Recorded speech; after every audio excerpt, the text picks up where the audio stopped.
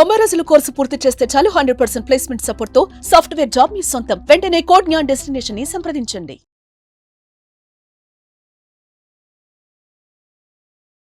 నమస్తే, welcome to Suman TV. మరి రజనీ రామ గారు ఏమంటున్నారో మేడంతో మాట్లాడదాం. మరి family counsellor and motivational speaker and public speaker Rajani Rama గారు మనతో పాటు స్టూడియోలో ఉన్నారు. మేడంతో మాట్లాడదాం. నమస్తే మ్యామ్. నమస్తే నవీన్. మ్యామ్, మొబైల్ అడిక్షన్ చాలా వీడియోలు చేస్తున్నా కూడా ఇంకా చాలా మంది పిల్లలు మొబైల్ అడిక్షన్లో మునిగిపోతున్నారు.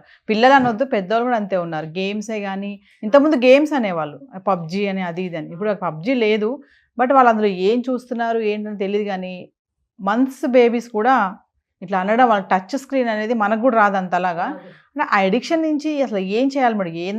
ఏమి అంటే ప్రయత్నాలు ఏం చేయాలంటారు పేరెంట్స్గా కానీ ఇంకెవరైనా కూడా? ఇప్పుడు ఎడిక్షన్, మొబైల్ అడిక్షన్ అనేది పిల్లలు కాదు, అన్ని ఏజ్ల వాళ్ళు కూడా అడిక్ట్ అయిపోయారు. ఇప్పుడు పిల్లలు కనీసం స్కూల్లో ఉన్న టైంలోనైనా ముట్టుకోరేమో, మిగతా వాళ్ళు జాబ్కి వెళ్ళినా, డ్రైవింగ్ చేస్తున్నా, ఏ టైం చేస్తున్నా, ఇంట్లో అన్నం తింటున్నా, పడుకున్నా, అర్ధరాత్రి 12 గంటల వరకు అదే చూస్తుంటారు. ఈవెన్ వాష్రూమ్కి వెళ్ళినా కూడా అది పట్టుకొని వెళ్తున్నారు. ఇదొకటి కొత్తగా. అది అందులో పడిపోతే దరిద్రం వదిలిపోతుంది అనిపిస్తుంది. వాష్రూమ్ పట్టుకెళ్ళి మొబైల్ అసలు ఆ క్షణం కూడా వదిలి ఉండలేక కంటిన్యూటీ పోతే ఇంకేమన్నా ఉందా? మరి ఏమన్నా అది చూశారు, దాని గురించి మనం అడిగితే ఏం గుర్తుండదు మళ్ళీ. అంటే అది జస్ట్ ఆ ఎంజాయింగ్ అంతే. దాని గురించి ఏదైనా అడిగితే కూడా మర్చిపోతారు, చెప్పలేరు. అలా ఉంటుంది పరిస్థితి. ఇంకా పిల్లలకు వస్తే ఏంటంటే, మీరు అన్నట్టు ఎదిగే వయసు కదా, చిన్నపిల్లలు 10 yearsలో పిల్లల్ని తీసుకుందాం. ఫస్ట్ వాళ్ళు గ్రోయింగ్ ఏజ్ అన్నీ కూడా వాళ్ళకి పెరుగుతూ ఉంటాయి. మైండ్ పెరుగుతుంది, ఆలోచన పెరుగుతుంది, బాడీ అన్నీ పెరుగుతున్నప్పుడు వాళ్ళకి ఇంట్రెస్ట్ అనేది చాలా ఎక్కువగా ఉంటుంది. తర్వాత వాళ్ళకి గుర్తుంచుకునే శక్తి చాలా ఎక్కువగా ఉంటుంది చిన్నతనంలో. ఏంటంటే వాళ్ళ బ్రెయిన్లో సమస్యలు ఏమి ఉండవు కదా, ఏది మనం చెప్పినా కూడా ఆ మెమరీ బ్యాగ్లో వేసేసుకుంటూ ఉంటారు. చూడండి, అప్పుడు మాట్లాడుకున్నది, అప్పుడు చేసింది 100 ఏళ్ళనే గుర్తుంటుంది, కానీ ఈ 90వ సంవత్సరంలో 70వ సంవత్సరంలో చేసింది మనకు గుర్తుండదు. అప్పుడు చేసినవి మనకి చచ్చిపోయే వరకు గుర్తుంటాయి. ఎందుకంటే ఆ మెమరీ బ్యాగ్ ఫుల్ అయిపోతుంది. ఎప్పుడైతే ఆ మెమరీ బ్యాగ్ ఖాళీగా ఉందో అప్పుడు మనం పిల్లలకి ఏం చెప్పాలి, ఏం నేర్పాలి అనేది నేర్పవలసిన వయసులో మొబైల్ ఇస్తుంటే ఇవి పోయి వస్తున్నాయి. అంత చెడేగా అందులో. ఇప్పుడు మనం మాట్లాడుకుంటే పిల్లలకి సంబంధించిన ఏమున్నాయండి అందులో? సరే, ఏదో కార్టూన్ ఫిలిమ్స్, కార్టూన్ రైమ్స్ ఇవి అనుకుందాం. లేదు, స్కూల్లో ఏదైనా ప్రాజెక్ట్ వర్క్ ఇచ్చారు, ఇంతకన్నా ఏమైనా ఉంటుందా ఆ వయసు పిల్లలకి? ఉన్నప్పుడు వాళ్ళకి అవి ఎలా ఇవ్వాలో అలాగే ఇవ్వండి. మొబైల్ ఎందుకు ఇస్తున్నారు? నేను మొన్న 8 months బేబీ అండి, ఇంకా చిన్నదే కావచ్చు, మొబైల్ చేతికి ఇచ్చి ఏదో ఫీడ్ చేయటం. ఇంకా 2-3 years బేబీస్కి కానీ, తర్వాత 5 కానీ, 10 కానీ, ఎవరైనా సరే 12 కానీ, వీళ్ళకి అంటే అరవకుండా ఇది చూసుకో కాసేపు పనులు అవ్వాలి కాబట్టి. నేను చూశాను చాలా చాలా చాలా. నేను వెళ్ళి అడిగేద్దాం అనిపిస్తుంది. నీకెందుకు అంటారేమని నేను అడగను. ఇప్పుడు ఒక్కళ్ళం కలిసి సమాజాన్ని మార్చలేం. ఇప్పుడు ఈ త్రూ కెమెరా మనం ఎంతోమంది వింటారు, అలా వెళ్ళి చెప్తే మీరెవరు అంటారు కదా. నేను చూసి గుండె గిలగిల్లాడుతుందండి. పసి మనసులు, పసి బిడ్డలు, వాళ్ళ జీవితాన్ని పేరెంట్సే పాడు చేస్తున్నారు. ఎంత కష్టపడితే బిడ్డలు పుడుతున్నారు ఈ రోజుల్లో. ఆ పుట్టిన పిల్లల్ని ఎలా పెంచుకోవాలనేది తెలియటం లేదు. మీరు మొబైల్ ఇవ్వాల్సిన అవసరం ఏముంది? వాళ్ళు అందులో పోని ఏం చూస్తున్నారో తెలుసుకుంటున్నారా? లేదు. మీరు పిల్లలు అన్నీ చూడకూడదు, ఇవి చూస్తే పర్వాలేదులే అని మీరు అనుకున్నప్పుడు ఏం పాటించాలి? వాళ్ళకి 1-2 hours కంటే ఎక్కువ ఇవ్వకూడదు. ఇది చిన్నపిల్లలకు కాదు నేను చెప్పేది, కొంచెం పెద్ద పిల్లలు అయినప్పుడు 10 years 12 years ఉన్న పిల్లలకి మీరు అవసరార్థంగా ఒక 2 hours 1.5 hour కంటే ఎక్కువ ఇవ్వకండి, ఇవ్వకూడదు కూడా. ఆ వితిన్ టైంలో మీరు ఏమైనా చేసుకోండి. అది కూడా మీ వర్క్కి సంబంధించింది. ఒక రైమ్ కావాలి, ఒక డాన్స్ ప్రోగ్రామ్ కావాలి, ఏదో ఒక మ్యూజిక్ నేర్చుకుంటున్నాడు, ఒక పాట తెలుసుకోవాలి, లేకపోతే ప్రాజెక్ట్ వర్క్కి సంబంధించినది ఏదో ఒకటి ఉంటుంది. దానికి మీకు ఎంత టైం కావాలి? 1 నుంచి 2 గంటల వరకు మధ్య టైం మీకు సరిపోతుంది. ఆ టైం చూసి మళ్ళీ మీరు తీసేసుకోండి. ఇంకొకటి ఏంటంటే, వాళ్ళకి ఏమేమి అన్నీ ఉంటాయి కదా అందులో, అటువంటి యాప్స్ మీరు కట్ చేయండి, బ్లాక్ చేయండి, క్యాన్సిల్ చేయండి.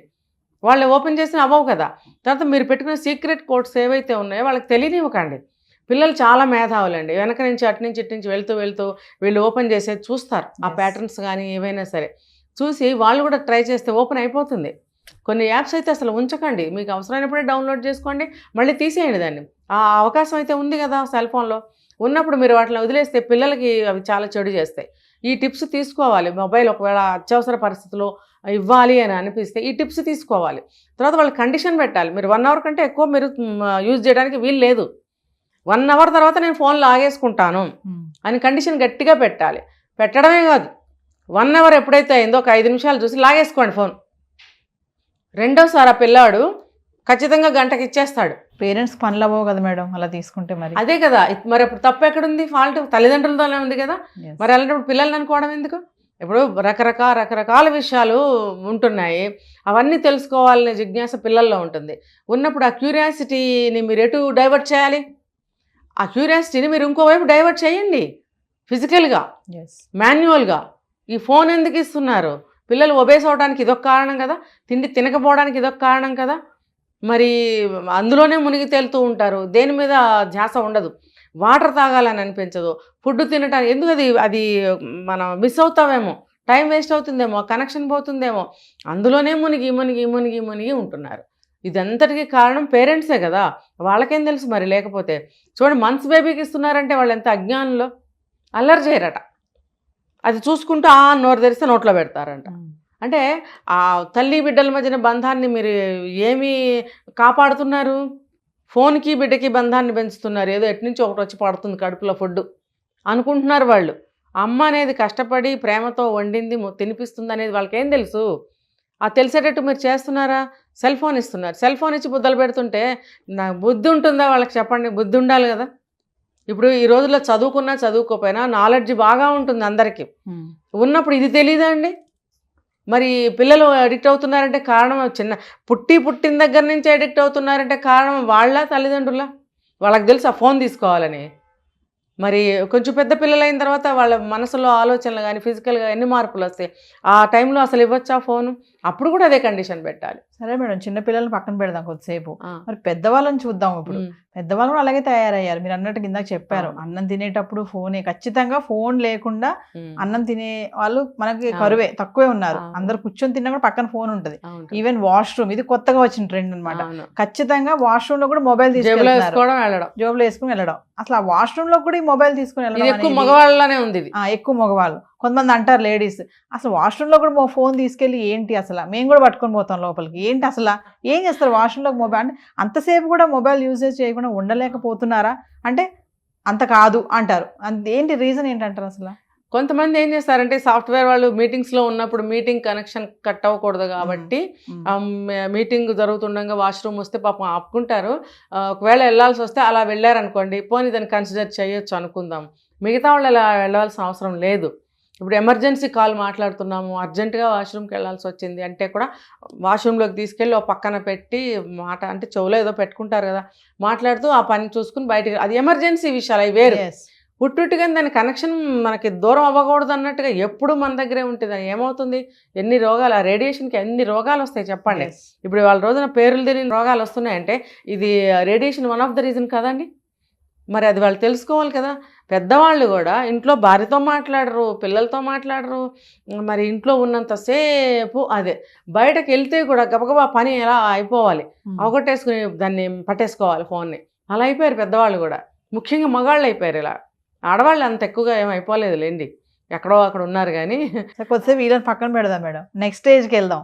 40+, 50+ వాళ్ళు కూడా ఈ స్మార్ట్ ఫోన్లు వచ్చాక, అంతకుముందు లేదు పెద్దవాళ్ళు ఇప్పుడు ఏంటంటే రీల్స్, అంటే మన వాళ్ళందరూ ఉన్నా కూడా చాలా, అంటే కొంతమంది స్పెండ్ చేసే వాళ్ళు ఉన్నారు అనుకోండి. కొంతమంది ఏంటంటే ఎంతసేపు ఇంకా చెవులో పెట్టుకోవడం ఇయర్ ఫోన్స్, దాన్ని చూడ రీల్స్.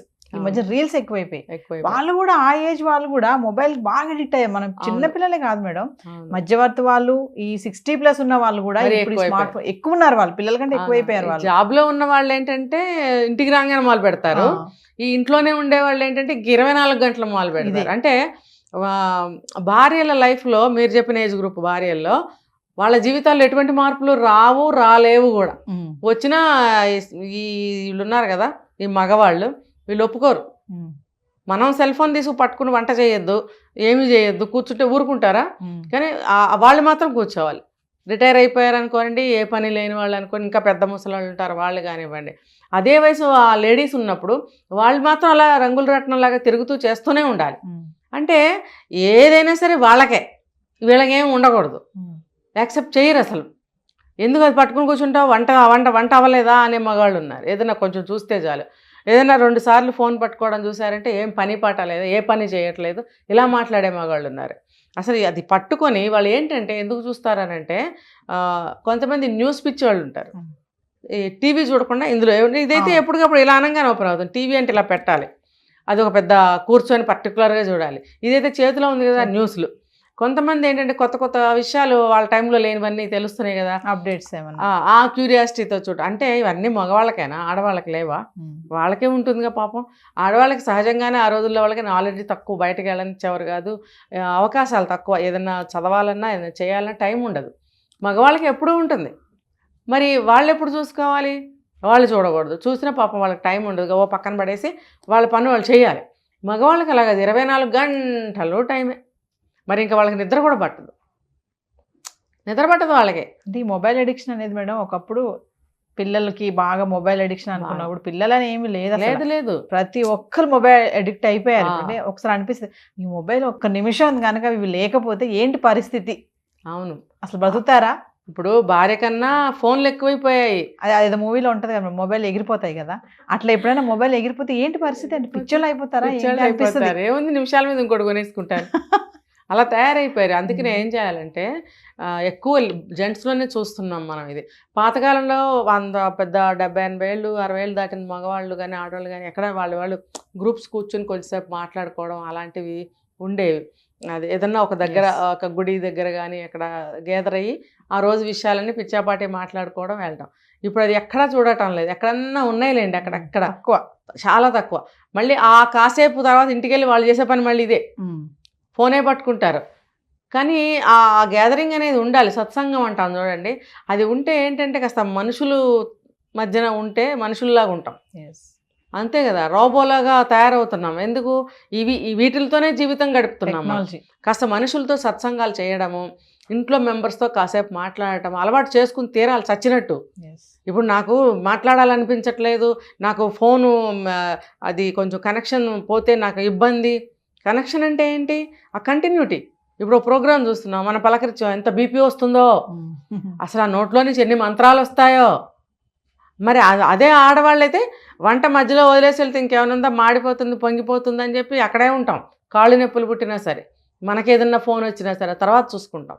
అది మగవాళ్ళలో కనిపించట్లేదు. కాస్త ఇంట్లో ఆడవాళ్ళతో మాట్లాడండి, పిల్లలతో మాట్లాడండి, మీరు సత్సంగాలు చేయండి. దానివల్ల ఏంటంటే కొంత తప్పించుకోవచ్చు ఫోన్ నుంచి. దానివల్ల ఎంత ఉపయోగం ఉందో వాళ్ళకి తెలుసు. పెద్దవాళ్ళు అయినప్పుడు తెలుస్తుంది కదా. ఇప్పుడు ఒక మనిషితో మనిషి రిలేషన్ వేరు, ఒక వస్తువుతో వేరు. అది నీకు కావాల్సిన వెనకటి రోజుల్లో ఇప్పుడు కూడా వీక్లీస్ ఉన్నాయి, మ్యాగజైన్స్, పేపర్స్ ఉన్నాయి, అవి బాగుంటాయి కదా. కనీసము టైం ఉన్నప్పుడు కాసేపు చదువుకుని మళ్ళీ వచ్చి చదువుకునేవాళ్ళం. ఇప్పుడు అలా కాదు, దీంతోనే ఆ పేపర్ చదివినా ఆ మ్యాగజైన్ చదివినా ఒక ఆనందం చక్కగా. అది లేదు. ఇదే కొంచెం తెలుసుకోవాలి. బుక్స్ చదువుదాము, ఇంట్లో వాళ్ళతో మాట్లాడదాము, మనకు తెలిసిన పెద్ద మనుషులతో కాసేపు సత్సంగం చేద్దాము. కాస్త ఏమవుతుందంటే కళ్ళు కూడా ఒక మసకలు వచ్చేస్తున్నాయి, ఐ ప్రాబ్లమ్స్ అందరికీ వస్తాయి. ఇది చూసి బయటకు చూస్తే కళ్ళు కనపడటం లేదు, అది కూడా ఒక బాధే కదా. ఇప్పుడు బయట నేచర్ని చూడాలి, కాసేపు గ్రీన్ని చూడాలి. ఆ గ్రీనరీని చూస్తే ఏమవుతుందంటే కళ్ళకి ఈ రేడియేషన్, ఈ రేసెస్ ద్వారా వచ్చినటువంటి ఒక స్ట్రెయిన్ ఉంటుంది కళ్ళకి. కళ్ళు మసకబారటము, వేడెక్కటము, ఎర్రబడటము, నీళ్లు గారటము, కళ్ళు అంటుకుపోయినట్టు ఉండడము, ఇవన్నీ కూడా ఉండవు. కాస్త గ్రీనరీని చూడాలి. అంటే ఒక పార్ట్ ఆఫ్ లైఫే అవ్వాలి కానీ అదే పార్ట్ చేసుకోకూడదు. Thank you.